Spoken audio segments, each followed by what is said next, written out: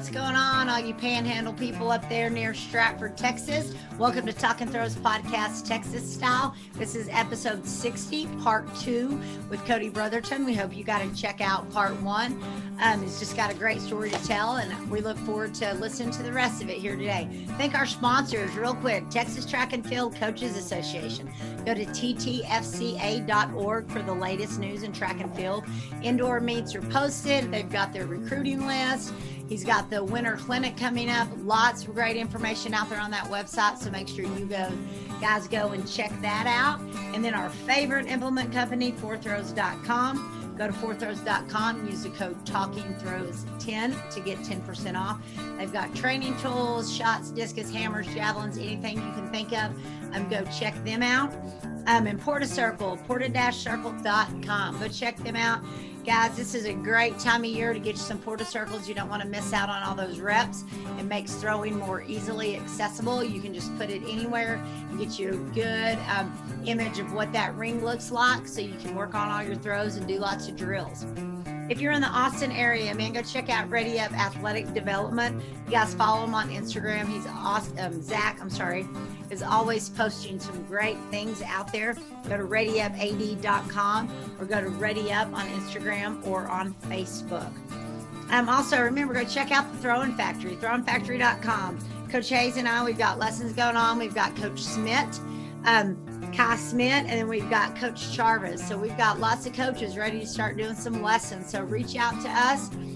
We would love to get you plugged in somewhere so that you can be introduced to throwing, or if you're already, a thrower, we'd love to have the opportunity to work with you just to help you improve those distances. And we love you guys for listening to this little podcast of ours. Go download it, subscribe to it, give us some feedback, give us a thumbs up, check it out on YouTube, all of the great things you can do with technology. So go check that out. All right, here is part 2 of our discussion with Cody Brotherton. So we're excited to hear what he has to say. So how was, being a coach, it was probably your first time ever recruiting and doing all that type of stuff.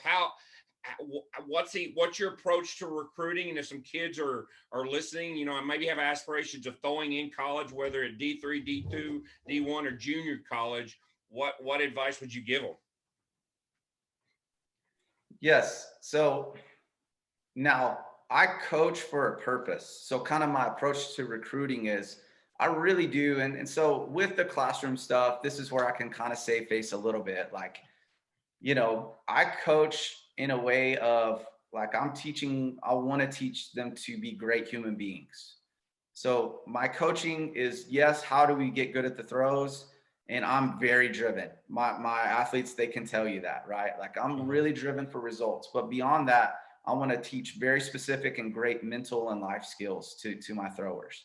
And so, in some ways, my throws coaching is more mind coaching than anything. And I think I take that from Mac Wilkins. Mm-hmm. I coach the mind more than anything when I coach my athletes. And so I'm also a life coach. So I do life coaching as well.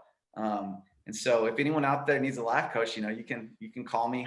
And I accept Bitcoin. You have your license. You have a licensed life coach? Yes, I've done a certificate, but life coaching certificates are loose. Yeah, I got you. Yeah, I got you. So most of that really comes from my personal training and nutrition coaching though. And so a lot of my nutrition coaching that I am licensed to do is kind of a holistic, life coaching, immersive type of precision nutrition. It's a very, full life thought patterns type coaching. But anyway, so I'm coaching the whole person, and I'm coaching them to be great people. That's what I really want. Now that being said, we want to throw far, and we're going to really, like I said, we're about to really take off as a throwing program.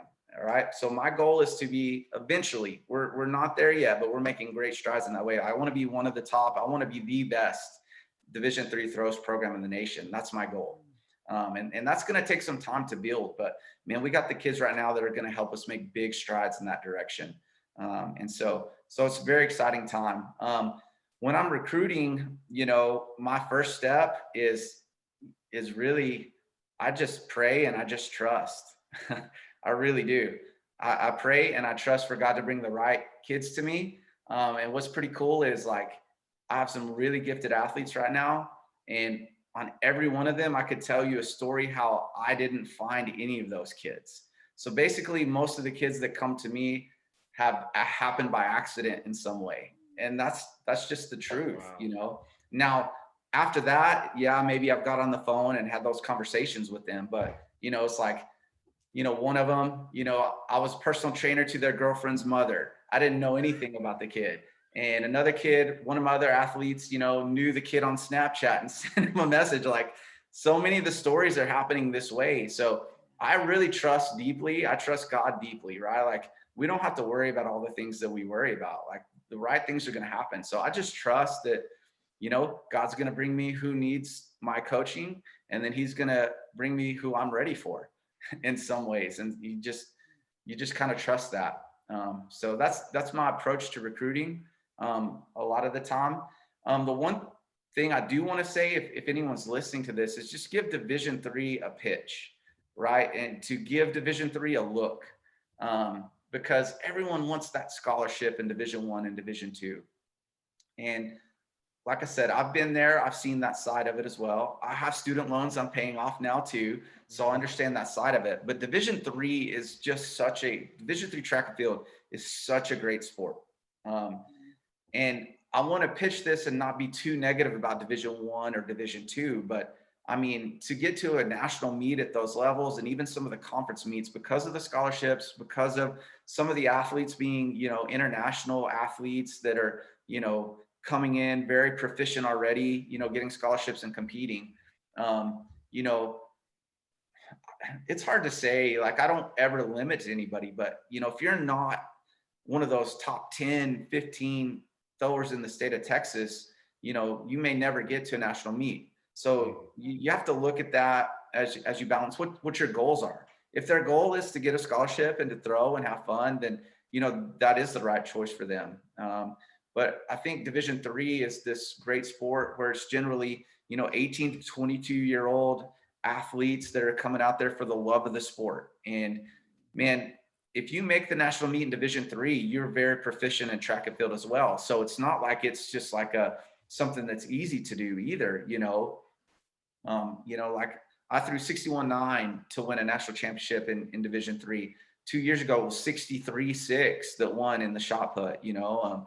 So 210, 220 in the hammer, in the men's hammer. So, I mean, it really takes really good throwing in Division III still to make that national meet. But I just think that for a lot of kids, like, they're going to enjoy that experience more.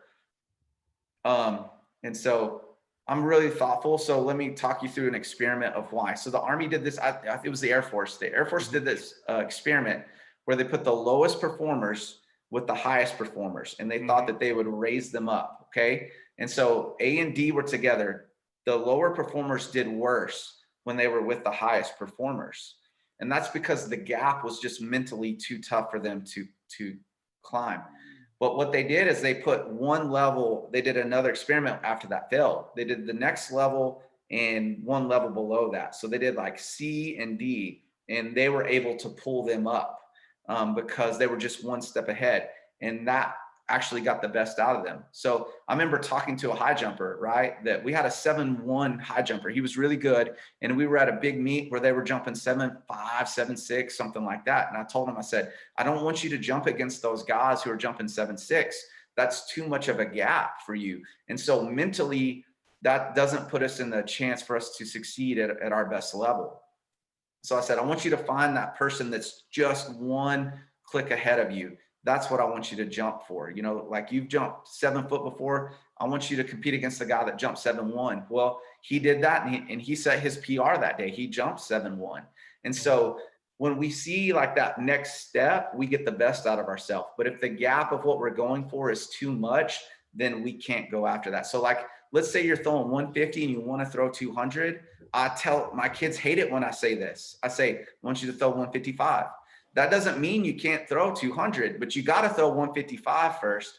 And you need to throw 155 1,000 times for me. And then once you throw 155 1,000 times, then you can go throw 160. And if we'll take those small steps, we can get to where we want to go. But if you're trying to throw 160, or I mean, if you're trying to throw 200 and you're a 150 thrower, you're probably going to throw 130 because you're trying too hard. You're putting yourself at a psychological disadvantage. It's just the task is too overwhelming. So it's just that old saying, how do you eat an elephant? One bite at a time. And that's what throwing is, right? You have to have the mental persistence to eat an elephant, but you got to do it one bite at a time. Yeah. Awesome. That's really good. Now, just clarification, you do coach girls and boys? Yes, that's correct. Okay. That's okay. correct. Now, how many people are on your squad right now for girls and boys? It's this cool thing, man. This is glory to God. I got 31 throwers right now. Wow. We're going to probably be, after we add some more javelin throwers to the team, we're probably going to be close to 35, 36. Now, a few of those are multi-athletes. So I coach the multis in the throws. And so as well. I count them in there, and they'll throw at our conference meets. Some of them will throw open events for us as well. So our conference, you can have 5 throwers in the 4 events. I have the men and the women's team. So I technically have 40 slots that I can fill. Now, I have a couple of my female throwers that can do 4 events. They're very talented. They do all 4. I try to never let that happen, but sometimes you just have to. Yeah. I generally like to cap it at 3 events, how do you divide up your throwing sessions with all those athletes? You're busy from 7 a.m. to 7 p.m. with throwing? That's basically it. Yeah. I'm out there at 11 to 7, basically. I take protein drinks on the field for lunch, and I drink it and coach.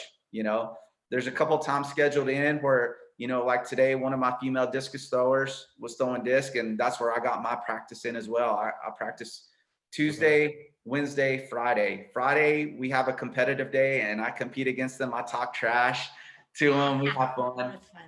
So I get my throws in there too with them, but that's pretty much it. I get out, at 11, and I get done about 7, and, drink my protein shakes on the field. That's my schedule most of the days to get most of that in. What's been really cool is I believe in learning theory that, learning to teach is part of learning the process as well. So, man, a lot of our throwers are helping each other, and that's a big part of our process. And that's how I'm able to do it. But the cool thing is like, that's helping them be their best selves as well. And so even at a deeper level of all of life, it's this principle, like, if you want something for yourself, give it. So if you want wealth, then be a generous person.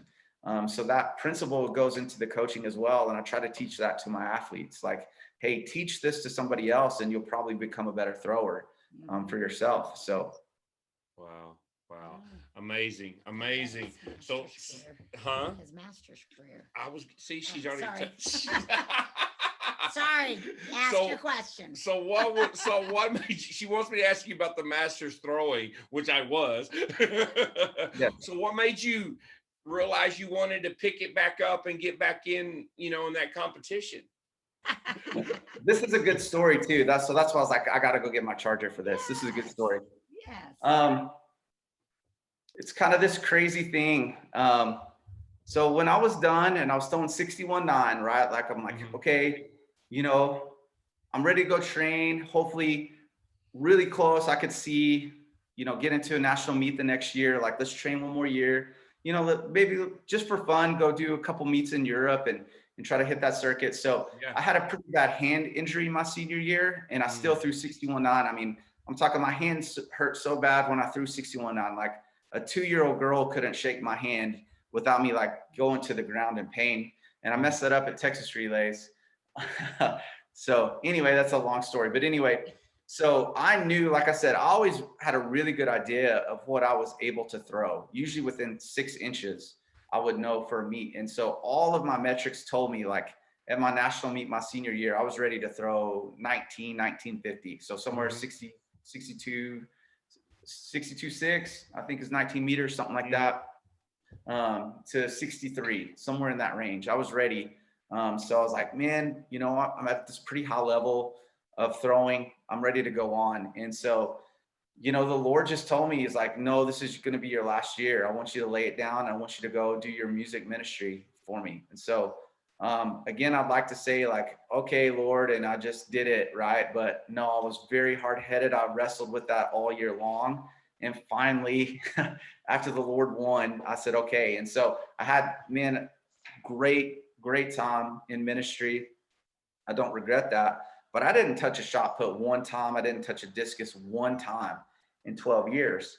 And then at 35 years old, I was a personal trainer, and I was reading a book by Dan John. And so reading the book, Dan John is a personal trainer. He's awesome, by the way, great resource for so many things.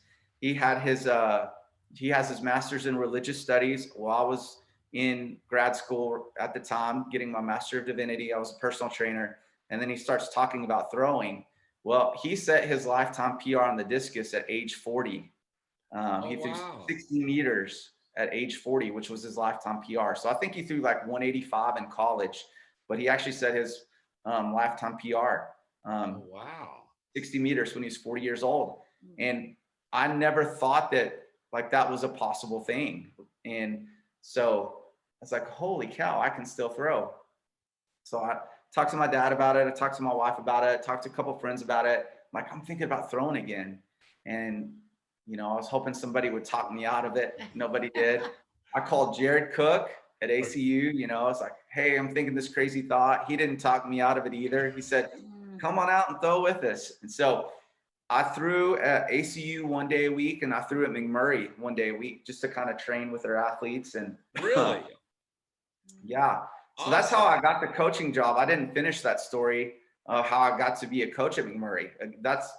I was through with them there at McMurry for a year, and then their throws coach left. Really cool dude. He just got a really good gig. He's a strength and conditioning guy, and he was doing throws also. And then he got a promotion to Houston Baptist. He's doing strength and conditioning there. So there was no throws coach, and I was there. I was a pretty obvious choice for them after that. But again, that was the Lord's hand leading me back there. But so I threw that first year. The first day I went out, this is a pretty cool story. I'm like, I haven't touched a shot in 12 years, not one time, mind you. Like, I did not know what to expect. So it was pretty rough. And then I got a few spins in, and then like this last one, I kind of like, oh yeah, you got to get outside of the ring with the shot and go. And I was able to do that. I hit 50 feet on that throw, which I was pretty proud of. So that first year back, I went ahead and did the U.S. national meet, U.S. Masters national meet in Washington, which was really cool. Got to have a good trip, a good experience there.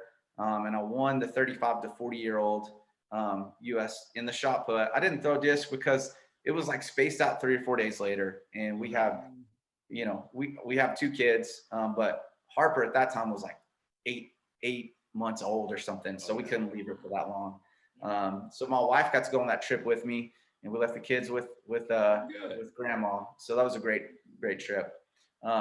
The next year though, I'm pretty proud of, came back the next year and I threw 54-1 in the shot. And I threw 45 meters in the disc, that in February of that year. And so, I was planning on training the whole rest of the year, and I threw 54-1. And I just had this moment where I was like, I'm really proud of that. I am done throwing this heavy ball. I'm done throwing the 16-pound shot. Now, that being said, like I still may take like 3 to 6 weeks to train for another, US or World Masters Championship. I still kind of plan on doing a World Masters Championship at some point. But really now I'm throwing discus. So I still train. So discus is what I'm throwing. So part of this story, which is good, is like I had a lot of success with shot put, but I've kind of had this unresolved business with discus where, 163 is my high school PR, but I was throwing 185 in warm up at the state meet, and I was ready to do that. And, what's cool I want to really put that out there for young throwers to hear, like, hey, I just choked. I threw 150. My junior or senior year, I never had one meet I threw less than 160. And at the state meet my senior year, I choked. But that helped turn me into the person who won in grew. college 3 national championships on the last throw. So those hard times are sometimes the most important things that we can have. But all that being said, discus is a lot more fun to throw at my age. And so my lifetime PR is around 52 meters in disc. And Dan John had his lifetime PR at 40 years old. So I'm 39 this year. So I got this year and I got next year. I'm going to set my lifetime PR on the discus, right? That's my goal. With the 2K, right? With the 2K, yeah. Okay. Okay. So I threw the 2K further than I did in high school, you know. As far as a legal mark, like I said, I had multiple marks over 185 in high school with the disc. Just never put it together. And again, that's part of this, right? Like this unresolved business here. But I can't tell you like how important for my coaching it is for me to still be throwing as well. That's helped me learn. So I still throw shot against them a couple of times in that competition that we talk about. And then I throw hammer against them for fun. They can beat me at hammer though. They got me. Well, I've heard people, you still create that feel of the movements and the entry and the finish. And you talked earlier about, missing the block a little bit and rotational shot put, you can get those feelings. So that's easy to translate, into your coaching and instruction for sure, man. Yes, sure. Absolutely. Absolutely. It really is. Yeah. So it's been fun. The masters thing has been really cool.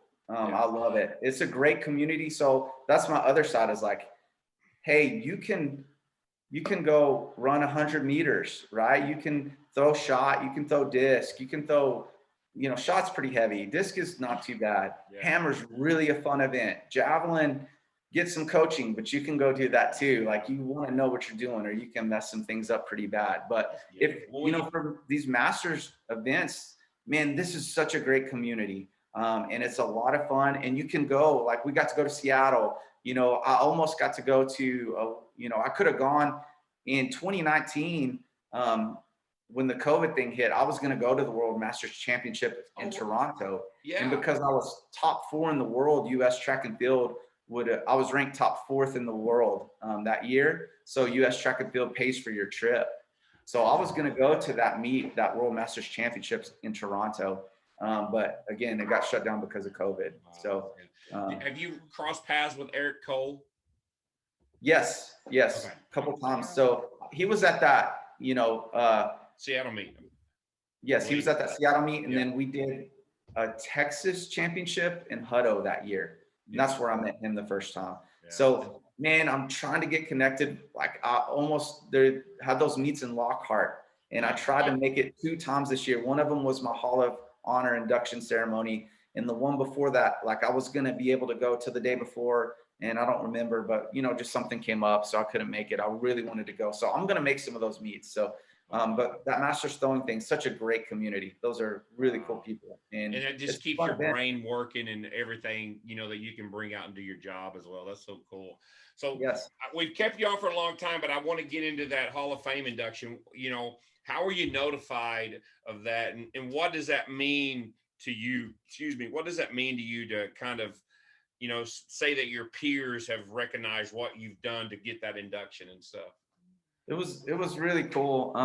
So our athletic director called me and I didn't answer the call on the first time when he called, but he has like a North Carolina number. So I didn't recognize it. So anyway, he's like, call me back as soon as you get this. So I was like, uh-oh, what happened? So I called him right back and he gave me the news and I was like, oh, this is really cool. But I tell everybody when I was there, I didn't really know what to expect, but I really wasn't necessarily expecting to get emotional. But I had an emotion that I never have had before. And I've struggled to tell people what it was because I haven't experienced it before. It was just kind of this feeling of, honor and, accomplishment. Again, like I said, I really have struggled how to communicate that feeling because it's something I never had before. It was like this onset of like, this is really a reverent and very humbling experience. It's a humbling experience too, to be like we talked about, like, man, all these things that have lined up for me. First, the grace of God has allowed all this to happen. Mm-hmm. All the coaches I've had, my dad and my brothers, you know, working hundreds of hours with me, you know, all the great coaches I had, meeting Barbara Krausen, you know, Luke Hurst coming in my sophomore year. Like, he taught me how to train my tail off in the weight room also. I mean, and so he shaped me from a small thrower to somebody who was incredibly strong and strong enough to throw far as I did. And if I wouldn't have had him, you know, I would have been a good thrower, but this would have been a different story. Mm-hmm. You know, I wouldn't have 5 national championships. There's just, you know, I would have had a good career, maybe 2 or 3 All-American trophies, but I wouldn't have achieved that level. And so it's very humbling to see, like, man, all these things lined up, and you have the teammates, and sometimes things go your way. And so you just, it's a humbling experience. It was really cool. Something I'm proud of. The Texas Track and Field Coaches Association. Coaches education through our annual winter clinic, the state's #1 track and field clinic. Texas Track and Field promotion, our postseason Meet of Champions, lobbying efforts with the state's governing bodies, the Texas Track and Field Hall of Fame. If it involves Texas Track and Field, we're at the forefront. Join our mission in continuing to make Texas Track and Field the nation's best. You still talk to Jared on a regular basis since he's right down the road? Oh, yes, definitely. You know, we had this great idea that we're going to get together once a month and have lunch, and we usually get it done once or twice a year. And then once you start practices, that doesn't happen. But, you know, that's the great thing about Abilene. If you're going to do track and field, go to Abilene, because you can have 6 home meets every year. And we travel a lot too. So, I mean, it's actually a really nice thing. So we compete against them, you know, multiple times a year. We'll go to their meet, you know, and so, yeah, I get to see them quite a bit. That's awesome. That's awesome. That's awesome. Hey, so I'm going to switch gears a little bit. How do you become a life coach? You said there's a lot of different ways. Like, how did you become a life coach, or what ways do you suggest if someone wanted to become a life coach? Go on social media and you say, I'm a life coach. There you go. Okay. I mean, I coach middle school, so I feel like I'm a life coach. I mean, correct. Every day I was like, but I didn't know if there was like a license or something. Yeah, a license where you can say I'm a life coach, or. There's a lot of them. And so, okay. Yeah, there's a lot of different ones that are going to teach you different techniques on psychology, or, you know, success philosophy, or ways to think, all those type of things. Neuro-linguistic programming, you come across that quite a bit, which is good or bad or whatever. Yeah. For me, it was just a combination of my Master of Divinity. I took lots of psychology classes because I was in family systems. So that's this huge base. And then being a personal trainer is life coaching in a lot of ways. And then I have this mind that just, like, I read research, I read PubMed, I study functional medicine for fun. And then through the nutritional coaching, I didn't know it at the time, but that program that I did, Precision Nutrition, is basically, I mean, it's just a life coaching program in order to teach people how to change their life through nutrition. And so through personal training, though, I found, like, hey, this person needs to exercise. You gotta attack their life skills, their time management skills, the way they think about themselves, the way they think about life. Like, there's no separating who you are from anything that you want to do in life. And so basically for me, it was like this natural progression into it, because I just found that the mind is where you make real change anyway, in nutrition, whatever you want to do in your life, that all those things really begin in the mind. Yeah. So that precision nutrition level 1 license that you have, is that more of like a micro thing on their food nutrition and stuff? Kind of walk us through what that means. Yeah, it's a habit change program. Okay. You know, so it's a habit-based changes. So week 1, you learn how to portion your food. Week 2, you learn how to eat protein. Week 3, you learn what carbs are. You know, and so it's just this habit-based approach. You do one thing for 2 weeks. And it may be like, hey, we're not going to tell you to take anything away, but you're going to eat your protein and your vegetables first. Then if you want to have candy at the end of your meal? Well, you can, but we had good stuff in first. So it's a very progressive step-by-step, mindset change. And then it comes with daily lessons. But becoming a precision nutrition level 1 coach is one of the better things I've ever done in my life. That program's incredible. They have a level 2 as well, something I've always wanted to do, but things just didn't go that way for me. I know that that'd be a great program, but also if you're looking for nutrition help, man, precision nutrition is an incredible program. So it's really good. It's a really good program. You get like a daily email, that's all sorts of stuff, from like using the power of gratitude in your life. And you would say, how does that affect my eating? Well, again, we're not these vacuums of people. So the way we think, the way we approach everything is how you approach anything. Oh, that's true. Awesome. Cool, man. Cool. Well, we're getting along on the time. So just a couple things. If any student athlete is looking to come to McMurry, what are 3 good things that you would tell them about McMurry University? Yes. So I always say number 1 about McMurry is it's just great people. If you can say anything about McMurry, it's just great people. That's why I fell in love with McMurry. When I was on my visit, I met Coach Krausen, but I just met, a professor over here, and I met the dean, and everybody's just great, friendly people. It's a very small campus. Everybody, you're going to be known, and it's full of great people. So that's number 1. Number 2, we do emphasize academics. Okay. So I know earlier I said I wasn't a great student, but that's just me being honest. Okay. But we emphasize it big time. And so what we're better at than anybody in the state of Texas, any university, is 10 years out of school, having people having jobs in their career field that they graduated from. We're number 1 in the state of Texas, 10 years out of people having jobs in their career field of choice. And so we do a lot of networking, internships, and things like that to help our students be marketable, so that when they're graduating with a degree, that they have that next step ready to go. And so we're helping people get jobs in the career fields they want. To me, that's the point of going to college. Yeah. So maybe you have a student loan. You're probably going to have one most places you go. We'll at least help get you a job so you can pay that thing off. Yeah. And so there's a lot of value in those 2 things: the social experiment experience of being known, and knowing people have a lot of things to do, and then getting marketable, getting the skills you need to get a job in your career field of choice. And then number 3 is, man, you're not going to find people who are more passionate about throwing than me and track and field than Coach Knight and myself. And we're building a national championship program. And so if you want to be a part of an elite Division III track and field team, then McMurry, that's the choice you want to make. And beyond that, we have such a great track and field team to be a part of. We constantly talk to our athletes about being great teammates.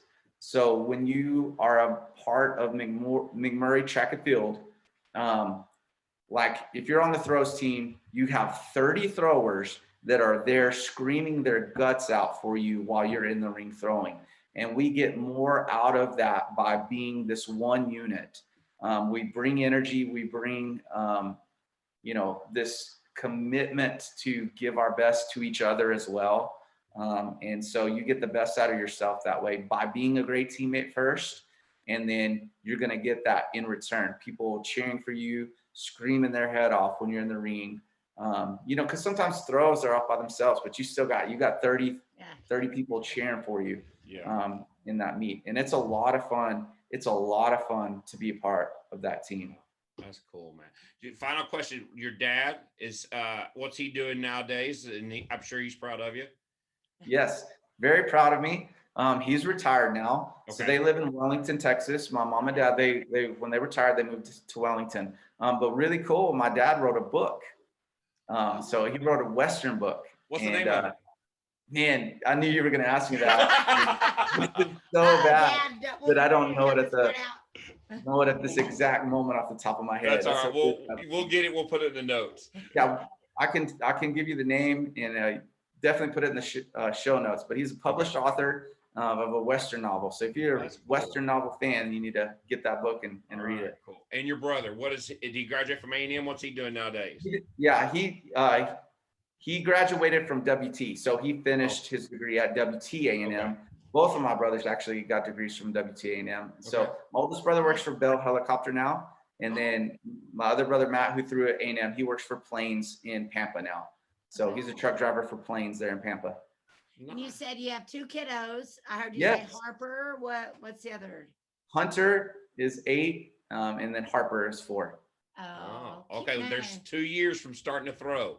Now, will you give them the 12 pound or you give them the 4K? We'll see. You know, man, it's one of those things, like, I'm so driven that I don't want to push it on them. Yeah. If they want to do it, then I'm going to be there. But I try to be like, I know how driven of a person I am. And so, you know, there's part of that I don't want to, there's some brokenness in me, right? And being that driven sometimes, that's a good thing. And then you can take it to extremes. So I don't want to push that off on my kids too much. But if they want to do golf clubs first. Golf clubs first. Let mom handle golf clubs. Oh, there you go. Then we can circle back to throwing. That's right. For sure. Man, awesome. You got anything else? No, that's it. This was good. Good Cody, stuff. thanks, man. I've heard good things about you, and just I'm sitting here thinking, man, we should have had you on earlier. What a great story. So, but I'm glad we finally got you on, dude. Just keep doing what you're doing, man. And I have throwers coming through my system program all the time. If maybe, you know, if you have one that you think that's a good fit for you, we can send them your direction for sure. That'd be fantastic. It really would. It really would.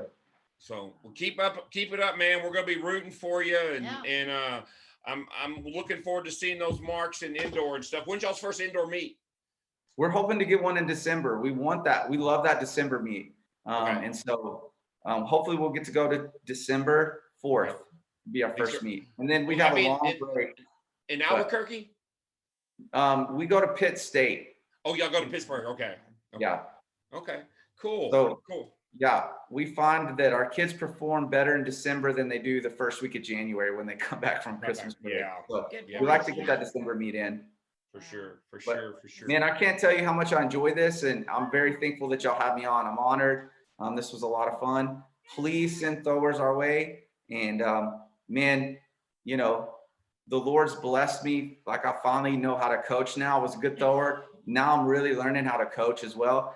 This year, we are really ready to be a really good throws program. So we're going to have some good marks. Now, and I'll ask you this too, we'll probably cut it out, but you don't look for certain marks. There's not a criteria that you look for a shot mark or a disc mark, boys or girls, before you allow a walk-on or a scholarship or anything like that. We do have a little bit, you know, okay. And so it's this balancing act of, it's hard because we're D3, so we kind of let almost anybody come be part of the program. However, for me, if it's not going to be a good experience for them, so let's say they can't make our conference team in any of these throws, then that's something they need to at least be aware of in that decision. Gotcha. And so that's how you balance that. But if you're just wanting to be a part of a team, you know, and that's really what you want, then we're a good fit for kids as well. And so, dude, I could talk to you for like 5 hours. So I'm curious. So you're in Texas, you know, Ryan Krauser, Valerie Allman. Did you watch the Olympics, and what's your feeling about U.S. throwing now going or coming out of the Olympics? As a big fan, I'm sure you are. Oh man, I watched every moment of it. I loved it. This is a good story. Like, this is the grace of God. So I love to testify to the presence of our living God. So we were on vacation, and I was in the other room, and I was eating, and they weren't even watching the Olympic trials when Krauser broke the world record. So they happened to flip on to the station. And then I was eating. I'm a thrower, right? I love to eat. The food I was eating at that time just started to taste horrible to me. This is true story. Like, it was like disgusting. So I wasn't even close to being done with my meal, but it's like, oh, this is gross. And so I stopped eating and I walked into the other room. The moment I walked in, Ryan Krauser, that was him breaking the world record at that moment, a live throw. If I'd have just plowed through and just ate my meal, I wouldn't have got to see it live.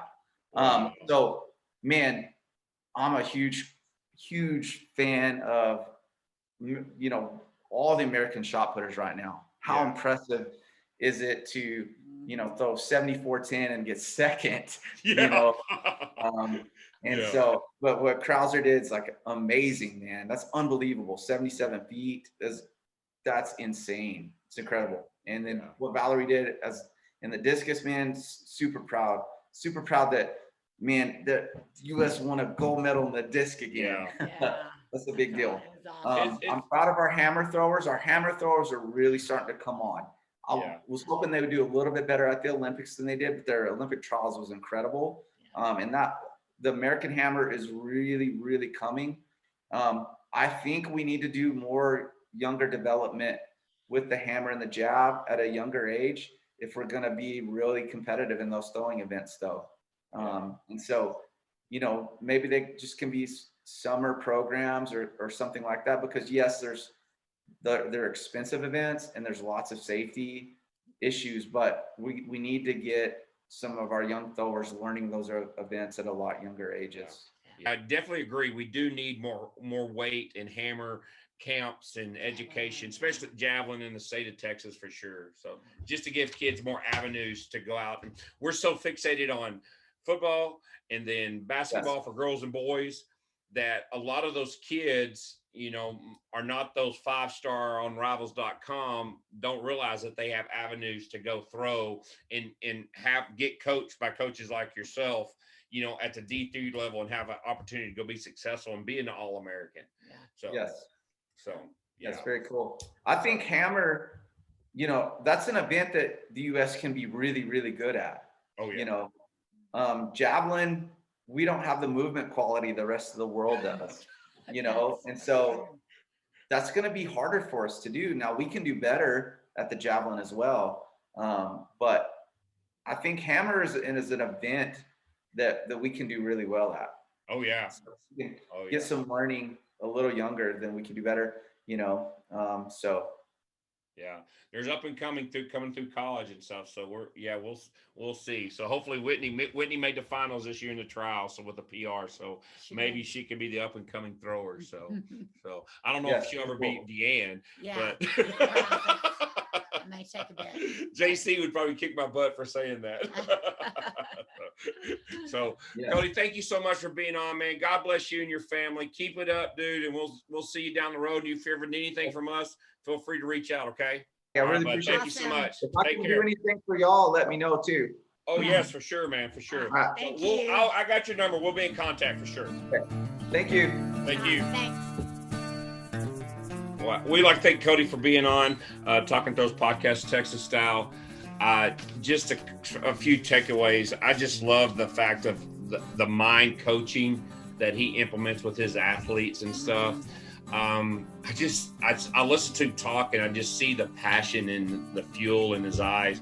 I could see that young 10-year-old boy trying to keep up with his brothers in the backyard, you know, with instructions in Stratford, Texas, with instruction from their dad of trying to keep up with that and have success. Just goes to show you good, hard family values at an early age will carry you through life. And that's very obvious for Cody. It carried him through his collegiate career, being an All-American, now into coaching, and now full circle to be a master's coach. And I just think that he lives and breathes throwing, and that is awesome. And with the perspective of having a strong faith and belief in God, that, you know, from being in a Christian band to, you know, being a pastor. Yeah, for sure. So he just talked a lot of, you know, being coaching is his ministry. Yeah. I mean, you know, that's for so many people who are in the coaching world or teaching world, or, you know, it's your field, it's your ministry. It's where you go out every day and coach life to kids, because it's always, even, you know, in our club, it's more than about throwing. So great stuff. And so, I'll really like the fact that it's about coaching the mind for the kids, because some kids feel so defeated and feel like they're not valued and they have to compete compete with the Joneses, so to speak. But like, if you just say, okay, I'm just going to throw 1 inch above this kid, or compete 2 inches above this kid, that you can reach that goal, and that can create some self-worth for that kiddo. And then who knows, maybe 5 months down the road they can throw 200 feet, the big time mark. So can't do it. So I'll tell you what, if you're a young thrower and you're looking for a university to go to and you're looking for a great coach, I would really maybe check out McMurry University in Abilene, Texas, and check out Coach Cody Brotherton for sure. We'll see y'all down the road. Awesome. All right, we're going to thank our sponsors again, Texas Track and Field Coach Association, ttfca.org. Go check them out. Like Jason said at the beginning, got lots of people signing. So you can go find all that information. 4throws.com. Use the code TalkingThrows10 to get 10% off to find all of the great implements you need as track season is rolling around. Porta Circle, make that throwing more accessible. Get you a Porta Circle. You can throw it out in your backyard and at least have a visual. If you don't have a dad who's going to dig you a little trench, use the code TalkingThrows10 to get 10% off. And then if you're in Austin, go check out Zach Phillips at READYUP Athletic Development. Those guys do a great job. ReadyUpAD.com, so you can check them out. Hello, Talking Throws Texas podcasters. I'm Bruce Caldwell. I'm here today to introduce the FiberSport Discus. Yes, many of you thought I only made great vaulting poles. I have been bringing quality discuses to the throwers' hands for over 40 years. First as Cantabrian USA representative, then for the past 10 years as the Nelco discus distributor. I introduced the yellow-plated discus for the plastic's best durability. If your FiberSport discus breaks, we replace it. Our studies have reached into the science of using a wind tunnel and adding microchips to the discus to find the spin, the gravity, the flight stability of the discus. We have found it's not about rim weight anymore. It's more about creating a balanced stability to allow the discus to fly and surf the wind. Our new FiberSport discus is made to be selected to fit your needs, no matter the weather, no matter the conditions. Check out our discus selection guide at fibersportdiscus.com and find a dealer in your area that sells our fine product. Thank you, Jason and Janelle, for allowing me to talk with your listeners on Talk and Throws Texas Style. And then remember to go to the Throwing Factory and check us out. We got lessons going on. We got all sorts of great stuff. Check out Coach Kai and Coach Charvis, and Coach Charvis, and sign up and get some lessons. Yes, and then remind everybody about liftingdfw.com, Human Performance. It is a mobile fitness station that can help you develop your roles in life, whether you're that 5-star athlete, stay-at-home mom, middle-aged man, or that youth wanting to develop in whatever sport, basketball. Lifting DFW might be able to reach those goals. So go to liftingdfw.com. My contact information is on there. Feel free to reach out with any questions. Awesome. Thank you, guys.